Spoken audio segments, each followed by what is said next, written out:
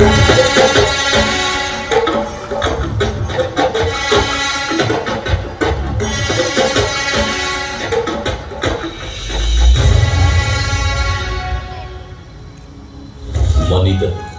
நாகரீகம் எனும் குடிலில் ஏறி வசிக்கத் தொடங்கும் முன் ஒலிகள் அரை கூவல்களாய் வடிவம் பெற துவங்கிய காலம் தொட்டு கல் தோன்றி மண் தோன்றா காலத்தில் முன் தோன்றிய மூத்த மொழி நம் அன்னை தமிழ் மொழி.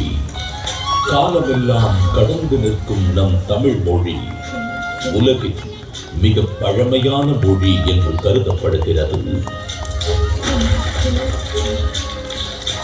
மொழிகளுக்கெல்லாம் தாய்மொழியாக திகழ்ந்து தமிழரின் வரலாறு, வாழ்வியல், அறம், மாண்பு மற்றும் கலாச்சாரத்தின் அடையாளமாக விளிர்ந்து வரும் அன்னை தமிழ் மொழியின் தொன்மையை அதன் பண்பாடு, இலக்கியம், சிற்பக்கலை, ஓவியக்கலை, கட்டிடக்கலை மற்றும் கல்வெட்டுகளில் காண முடிகிறது.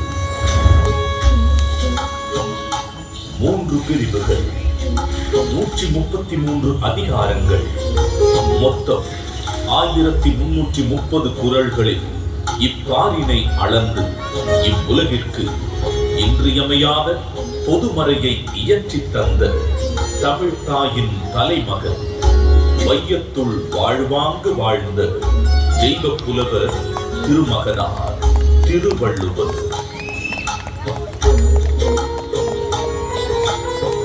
ஐயன் வள்ளுவனின் பிறந்த வருடம் தமிழக அரசால் கிமு 31 என்று வழங்கப்படுகின்றது.